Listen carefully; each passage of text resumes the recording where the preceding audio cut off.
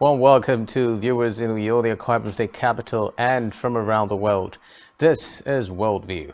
My name is Xavier Robert, and on our top stories today, Russia's President Vladimir Putin to miss summit in South Africa next month.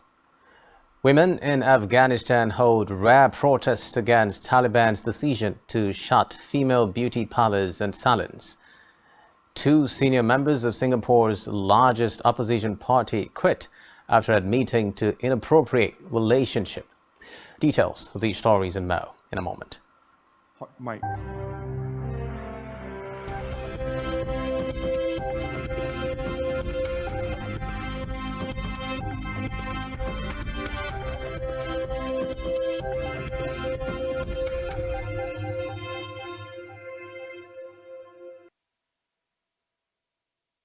First on Worldview today, Russia's president will not attend a summit in South Africa next month. This is according to the country's presidency. The announcement comes after South Africa's leader said any attempt to arrest Vladimir Putin would be a declaration of war against Russia.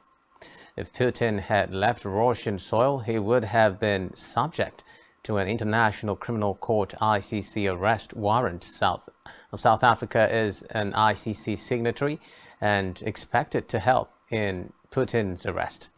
Russia's foreign South African President Cyril Ramaphosa.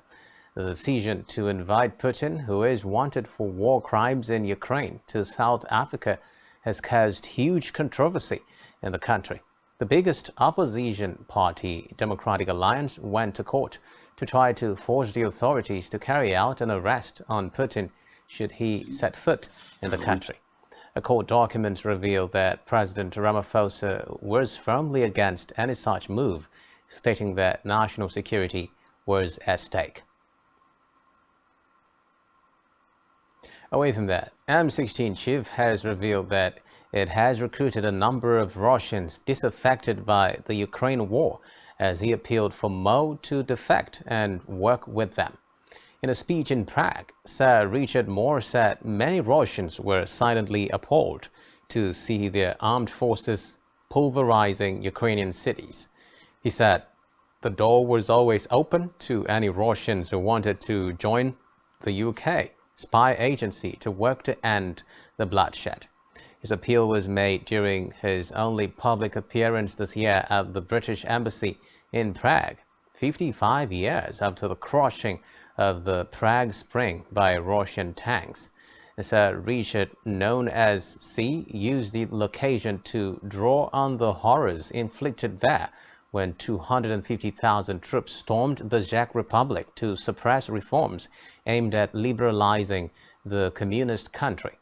He said many Russians were wrestling with the same dilemmas and the same tugs of conscience as their predecessors, and Ukraine that it will not renew a crucial deal that allowed Ukraine to export grain through the Black Sea.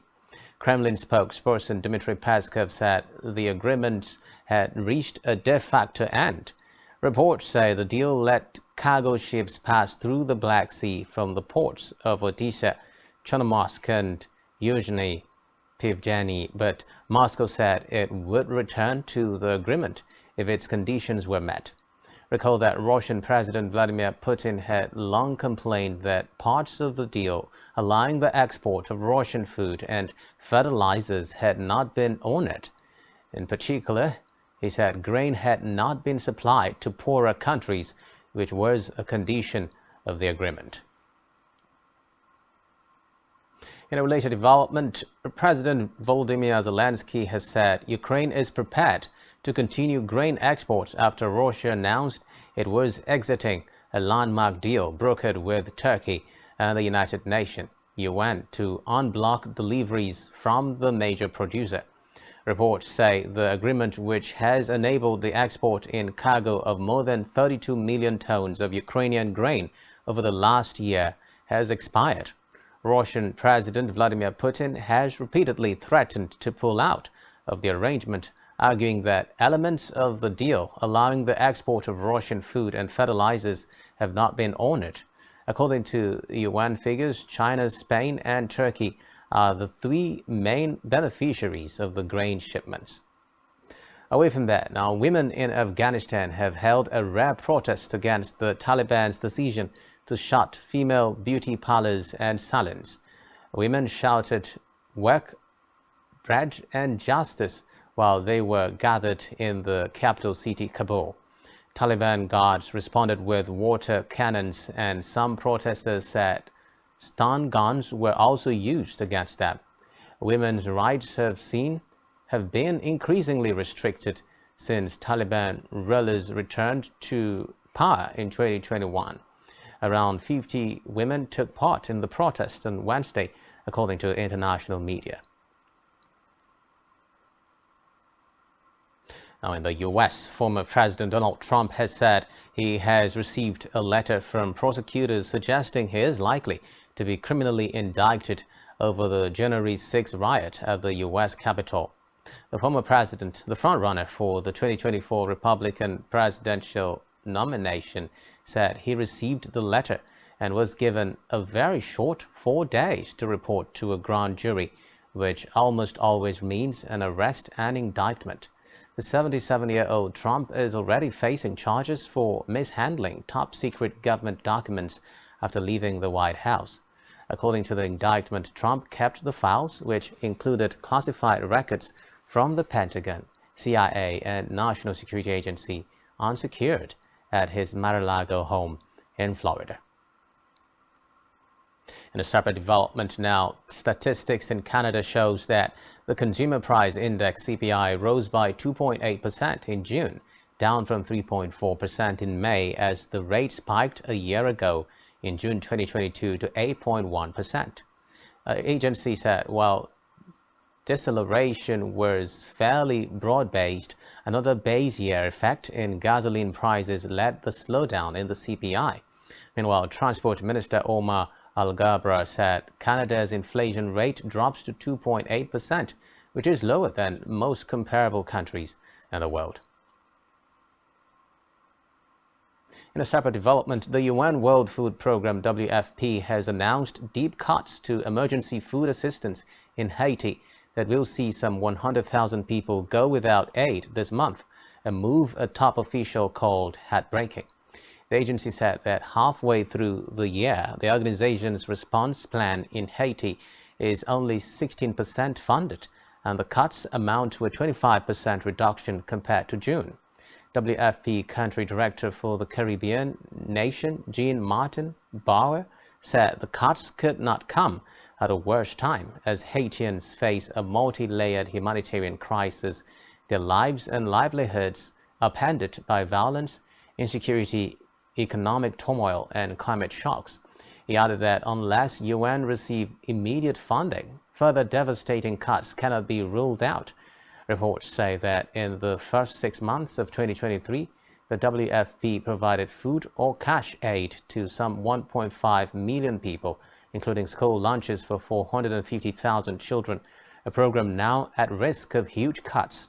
According to the UN, just under half the Haitian population, about 5.2 million people, are in need of some form of humanitarian assistance, including 3 million children. Elsewhere, Beijing's foreign ministry has announced that China's top diplomat Wang Yi will visit South Africa, Nigeria, Kenya, and Turkey in the coming days. The ministry said in a statement that Wang Yi will attend the 13th BRICS High Representatives meeting on security affairs in Johannesburg from July 24 through 25 and visit Nigeria, Kenya, South Africa, and Turkey before and after the meeting. South Africa is the current chair of the BRICS, a grouping of heavyweights that also includes Brazil, Russia, India, and China, to challenge the dominant US and European-led global governance structures. Reports say a summit of the bloc's leaders will take place next month. Wang's visit to Africa comes as Beijing seeks to bolster its presence on the continent. In a separate development, 2 senior members of Singapore's largest opposition party have quit after admitting to an inappropriate relationship, the latest scandal to reportedly hit a country otherwise used to stable and drama-free politics. The Workers' Party WP said that Member of Parliament Leon Pereira and its youth wing president Nicole Scheer had handed in letters of resignation after a video circulated on social media earlier this week showing the pair holding hands. Reports say the constitution of the Workers' Party requires candidates to be honest and frank in their dealings with the party and the people of Singapore, adding that Pereira had been untruthful when first asked about the relationship in late 2020 through early 2021. Meanwhile, this is allegedly the third scandal to rock Singapore's political landscape within a week. After the break, Thai reformist Peter Limjaroenrat's bid to be nominated Prime Minister ends, prompting outrage from supporters after he won May's election. Just stay with us for details on this and more right after the break.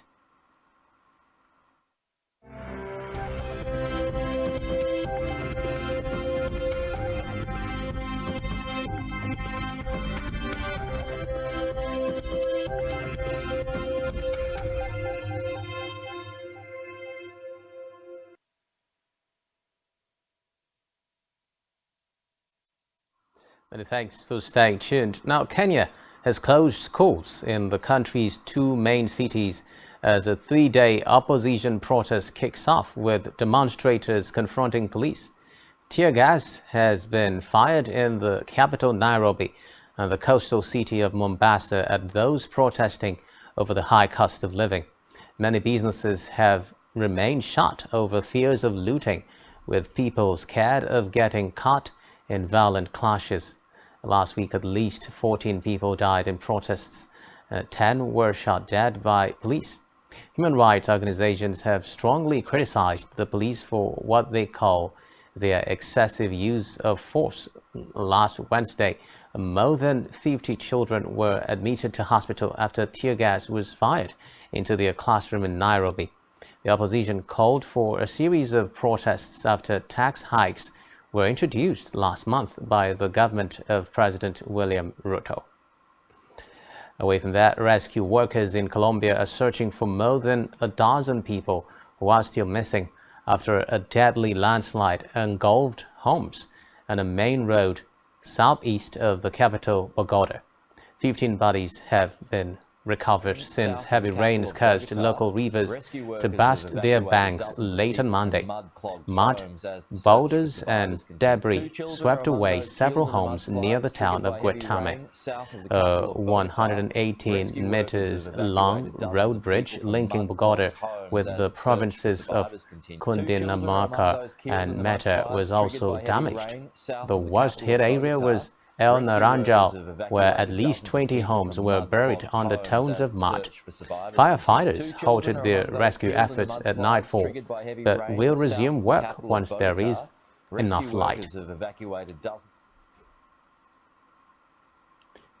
Elsewhere, Thai reformist Peter Limjaroenrat's bid to be nominated Prime Minister has ended, prompting outrage from his supporters after he won May's election. The 42-year-old was first dramatically suspended from Parliament by the Constitutional Court, forcing him to leave the debating chamber. Lawmakers then agreed to block a second vote on whether he should be PM. The Move Forward party leader had swept to victory in the general election as voters rejected years of military rule. But to seal his victory, he needed the approval of Parliament, which he failed to secure last week, plunging the country into political limbo. The Constitutional Court must now decide whether he should be disqualified from Parliament for owning shares in a long-defunct media company. In a separate development now, Israel has condemned the EU's outgoing envoy to the Palestinians after he paraglided over Gaza's coast to draw attention to the blockade of the Strip. A video showed Sven von declaring he had carried out the first Gaza paragliding flight in history. The German diplomat adds that once one has a free Palestine, a free Gaza, one can do exactly the same thing. Israel's foreign ministry said it was a provocative action that served as propaganda for militant groups in Gaza. A spokesperson for the EU delegation to the Palestinians told media that the paraglider belonged to Khan von Bogsdorf and that Israeli authorities were not informed in advance of the purely local and sport activity. The envoy also went kayaking in the Mediterranean during his two-day visit at the end of his mission in the region. About 2.1 million people live in Gaza, which is only 40 kilometers long and up to 11 kilometers wide. The Palestinian militant group Hamas, designated as a terrorist organization by Israel, the EU and other powers took full control of the territory in 2007. It ousted Palestinian Authority security forces in days of bloody fighting, a year after it won the Palestinians' last parliamentary election. Following the takeover, Israel and Egypt imposed a land, sea, and air blockade on Gaza, restricting the movement of goods and people. The two countries say the blockade is for self-defense. However, the blockade has crippled Gaza's economy and living conditions are dire. Human rights groups say it constitutes a collective punishment imposed in clear violation of international humanitarian law. In a separate development, red alerts for extreme heat are in place in most of Italy's main cities as a heat wave intensifies in Europe. Temperatures are expected to peak on Wednesday with 23 cities on high alert, from Trieste in the northeast to Messina in the southwest. The warnings mean the heat poses a threat to everybody, not just vulnerable groups.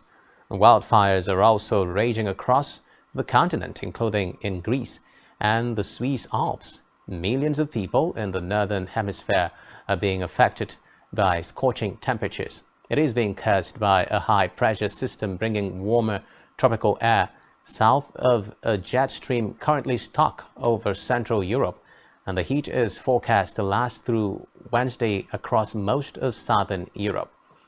Following several days of temperatures in excess of 40 degrees Celsius. Away from that, Panama's former president, Ricardo Martinelli, who had his eye on another run for office in 2024, has been sentenced to almost 11 years in prison for money laundering. Recall that prosecutors had sought a 12-year term for 71-year-old Martinelli, who was president from 2009 through 2014, on charges that he used illegally acquired state funds to buy a majority share in the publishing house in 2010. According to the charge sheet, Martinelli and others used a series of front companies to siphon off almost $44 million from state infrastructure contracts during his presidency. He has repeatedly denied the charges, claiming he was the victim of political persecution to thwart his presidential bid in elections next year. According to the ruling, Martinelli was sentenced to 128 months imprisonment and a fine of $19 million. Separately, Japanese Prime Minister Fumio Kishida has arrived in gas-rich Qatar as he wraps up a Gulf tour centered on energy security and clean energy cooperation with Tokyo's main oil suppliers. Kishida said in an interview with newsmen that Japan is looking to work closely with Qatar to stabilize the global market for liquefied natural gas, LNG. Reports say that he flew into Doha, first in 10 years, for a Japanese premier from the United Arab Emirates and visited Saudi Arabia, where he met with the kingdom's de facto leader, Crown Prince Mohammed bin Salman. According to reports, the last time a Japanese premier embarked on a Gulf tour was Shinzo Abe in 2020. Kishida is scheduled to meet with Qatar's Emir Sheikh Tamim bin Hamad Al Thani to seek cooperation in ensuring a stable supply of LNG. And finally, on Worldview today, Facebook owner, Meta's president of global affairs, Nick Clegg, has said that current artificial intelligence AI models are quite stupid, as he played down the risks of the technology. The former UK Deputy Prime Minister said the hype has somewhat run ahead of the technology, adding that current models were far short of warnings where AI develops autonomy and thinks for itself. He was speaking after Meta said its large language model known as Llama 2 would be free for everyone to use, known as open source. He said large language models, the platforms which power chatbots like ChatGPT, are basically joining dots in enormous data sets of text and guessing the next word in sequence. He added that the existential threat warnings issued by some AI experts relate to systems which do not yet exist. And with that, we wrap up our package for you on Worldview today. Do ensure to follow us on social media and subscribe to our YouTube channel, all of which you can find on our website, SpectrumTv.ng. I am Xavier Robert, reaching you live from Uyo, the capital city of Akwa Ibom State, and you have been watching Worldview on Spectrum TV. Do enjoy the rest of our programming today. Bye-bye for now.